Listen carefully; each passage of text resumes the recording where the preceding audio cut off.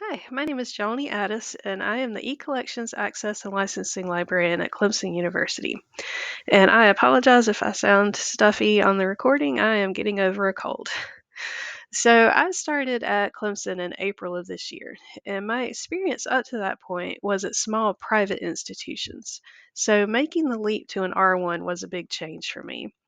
I was feeling a bit behind the curve coming into this new role. So, to help familiarize myself with our electronic content and our vendors, one of the first projects I decided to take on was digitizing and configuring our license agreements in Alma, partly to assist interlibrary loan lending staff and partly to streamline and better organize our license management practices. Here's a quick look at my initial project goals. I really was working on two separate projects. There was a licensing piece and a usage piece that were related. For the licensing piece, I wanted to make our license terms accessible to interlibrary loan and other interested staff, reduce our physical storage footprint, and improve the organization and flow of our licensing procedures. For the usage piece, I wanted to round out our sushi configurations because we only had about 50 configured, and I wanted to identify reports and analytics that could be used to analyze electronic resource usage and help determine cost per use. Since I did not have much experience with Alma acquisitions prior to taking this new position, I started watching the pre recorded Ex Libris training series. The first session opened with two rules to live by. Number one, let Alma do the work for you. And number two, don't make things more complicated than they need to be. Well, this literally made me laugh out loud. And I'm sure if you work with Alma, you can relate on some level. I would love to let Alma do the work, but there's a lot of front end configuration that has to be done before that can happen, and it's not always easy to know how to get things configured properly. And also, Alma has a tendency to make things more complicated than they need to be. But with that being said, there is a lot that Alma can do, and I hope this session helps you think about ways you can better utilize acquisitions and analytics if your library is not currently using these components. For those of you who may not be familiar with Clemson, we are a public land grant institution in the upstate of South Carolina with roughly 29,000 students. We have four library locations on the main campus, three offsite locations that serve special populations in the state, and then the campus historic properties, which fall under the libraries. We provide access to over 3 million print and electronic resources through our collections, and we're a member of the Pascal Consortium, which stands for Partnership Among South Carolina Academic Libraries. My position is part of the Acquisitions Department, and our office is located at the Library Depot, which is a facility about 15 minutes from the main campus that houses the University Records Center, the library's offsite shelving, and our back-end staff like technical services and collections and discovery. And it also houses our digital imaging labs. So this is a view of our office area where the licensing filing cabinets are stored. We have five of the wide three-drawer filing cabinets. And as I started digging through the cabinets, I discovered that a lot of the paperwork dated back to the early 1990s, ranging to the present. We did have things on file that we no longer subscribe to. There were thick stacks of like printed emails between library staff and vendors, thick stacks of subscribed title lists. So just a lot of things that really didn't need to be retained. And then we also had several boxes of licensing documents on top of the cabinets that were retrieved from a former employee's office. When I started this project, I thought it was going to be straightforward and fairly quick to complete. I did not expect to hit several hurdles that slowed down progress and led to other mini projects. It felt like every time I began working on one piece, I would discover another problem that then led me down a rabbit hole. So, one of the first things that I discovered was that some of our license agreements were not on file, either electronically or in paper format. So this could be due to it being saved in the network drive of the employee who was no longer with the university. I don't know, but we did have some that were missing. And then that took time to reach out to vendors trying to get copies of those. And there were a few instances where I opened a can of worms unintentionally, And the vendor also did not have a copy on file, and so that prompted them to send one then to get signatures and that kind of thing. And so it extended the project and created extra work for several people involved. We also had a lot of out of date or missing vendor contact information on file, and it took a while to get all that cleaned up and get our admin accounts set up, because, again, a lot of those were tied to the previous employee's email. And so we got those switched over to a shared departmental email address.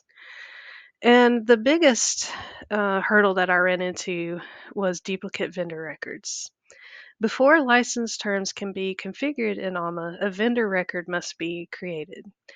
And I'm sure if you work with Alma, you know how everything is connected and one configuration impacts another. So if all these dots are not connected correctly, the system's not going to work like you want it to. Well, it turned out we had about 100 vendors with duplicate records that originated from the migration from Millennium to Alma in 2020. This was before my time at Clemson, but I experienced the migration to Alma at another institution at the same time. All the schools in Pascal migrated together. So, because we were all new to Alma and we were all trying to figure it out together, no one could really take the lead and say, this is what you need to do. This is how you do this piece. We were all just scrambling to figure things out at the same time. So at Clemson, as acquisition staff learned more about the module over time, they created new vendor records with codes that made more sense for their practices rather than editing the existing record or deleting the migration record after creating a new one. And on top of this, some of the old records were still being used to harvest sushi data, while all other acquisitions functions were linked to the newer record.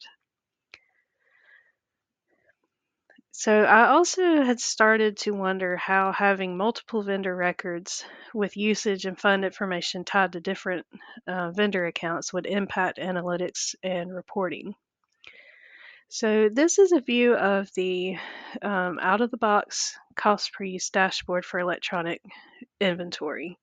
At first glance, it looks really impressive. You've got graphs, you've got all kinds of tabs of different information you can pull. But as I started examining the dashboard and the different reports more closely, the questions just started piling up. One of the first things I noticed was that some of the usage had a decimal point, and this made no sense to me. It also was not evident what metric they were using to count as usage. Because at our institution, we very specifically look for unique item requests, but it just wasn't identified on this report which metric constituted usage. I also found discrepancies with the number of portfolios activated between looking at the dashboard and looking at the collection in Alma. And usage information differed between pulling the counter report directly from the vendor and then looking at the numbers here in the dashboard.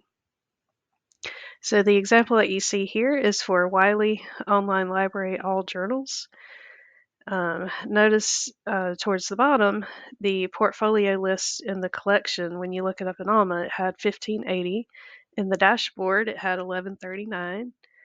I was not able to verify the cost that is listed. I dug through our acquisitions files. I could not find an invoice or a PO line related to that. I'm sure it's there somewhere. They have to be pulling this number from somewhere, but I just have not been able to track that down. And then the usage that I pulled from directly from the vendor, it showed 116,414 total requests, 80,708 unique item requests, but the usage reported on the dashboard was 68,207. So just trying to figure out where that number came from. To improve the probability of retrieving accurate reports from Alma, I knew I needed to consolidate all those duplicate vendor records.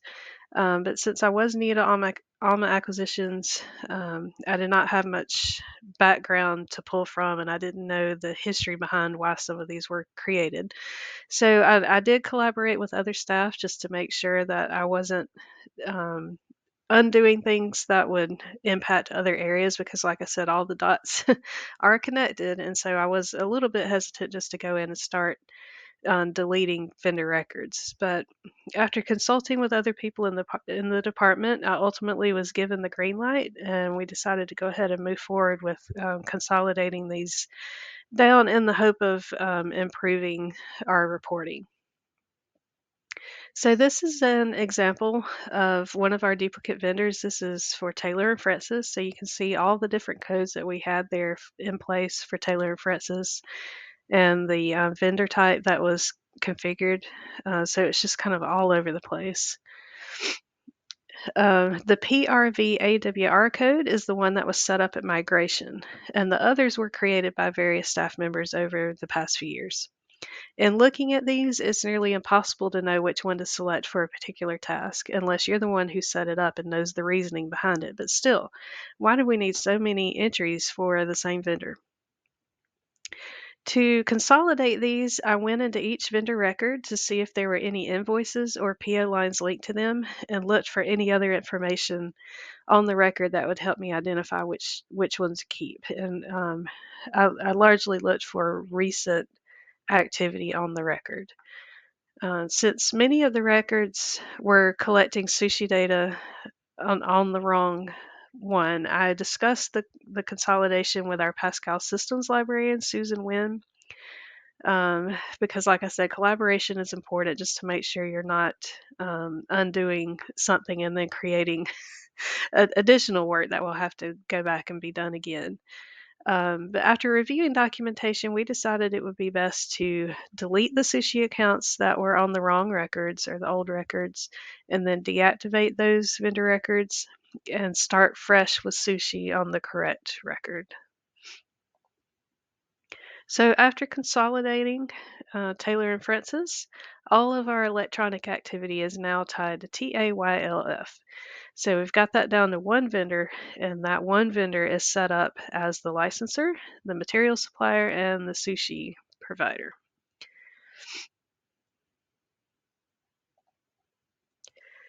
To manage my work on this project, I used a spreadsheet of all the vendors. So I exported this vendor list from Alma Acquisitions, and I color coded it to keep track of what I was doing. So the orange ones were ones that were cleaned up, active, good to go.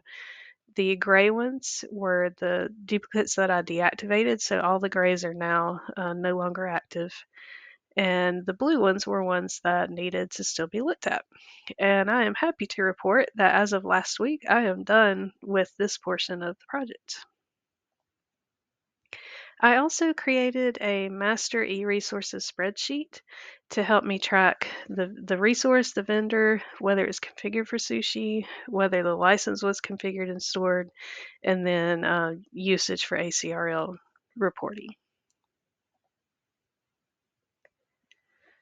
So some tips that I have if you decide to take on a project like this, use a shared departmental email address for vendor communication, invoicing, all that kind of stuff, because it just makes life easier if someone does leave. Then you make sure communication continues and that nothing gets lost in the shuffle.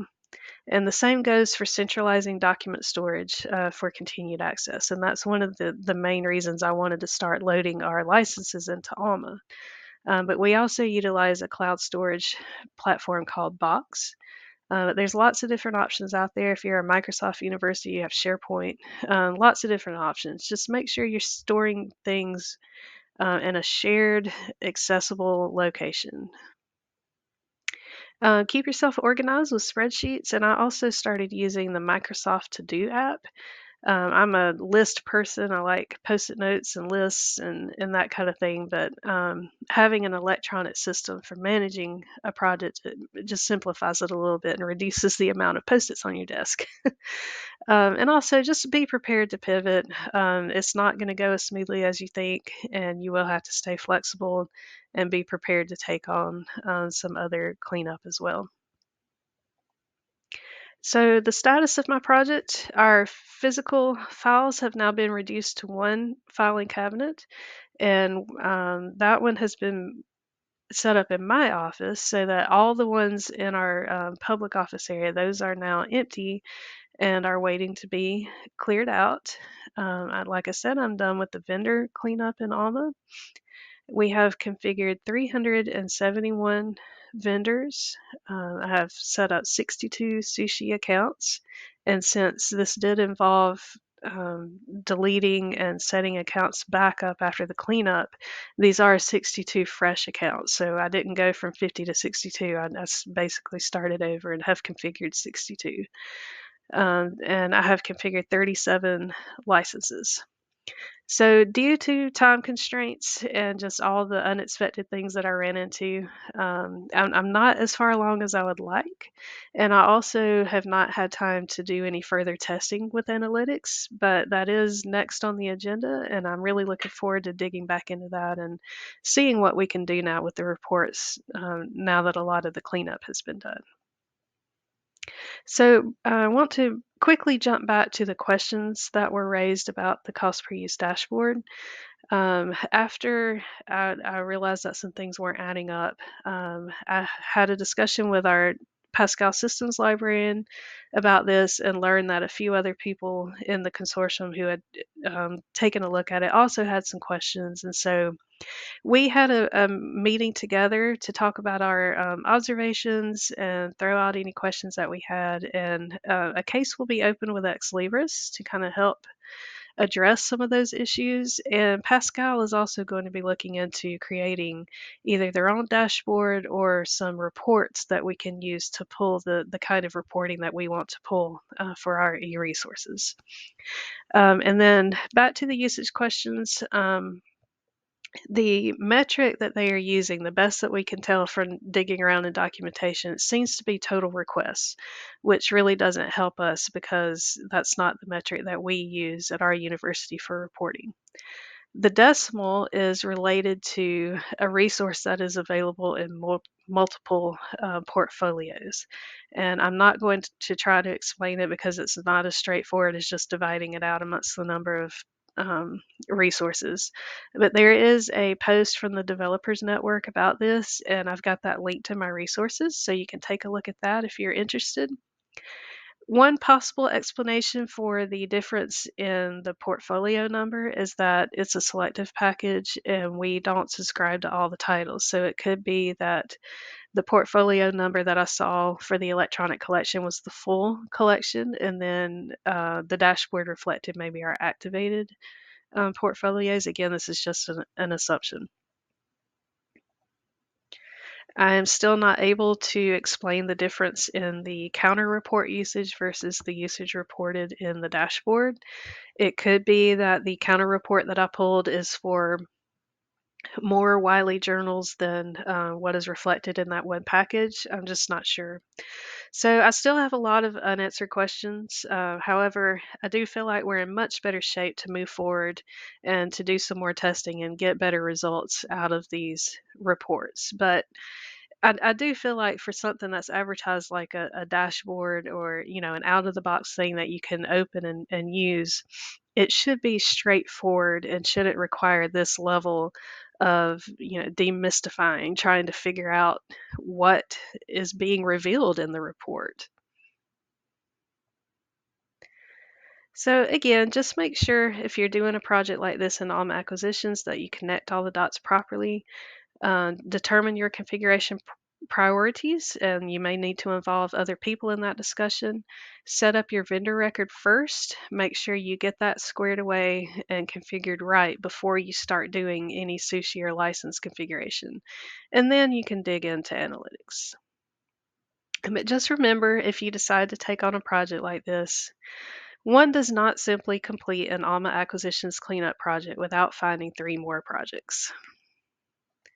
So here are my references, including the Developer Network blog post that I mentioned, as well as another very helpful webinar from the Galileo Consortium in Georgia on configuring license terms. So I encourage you to check out these resources. Thank you for your time, and I'll be happy to answer any questions you have if you'd like to contact me. And I'll also be attending the Q&A session on Thursday afternoon. Thank you.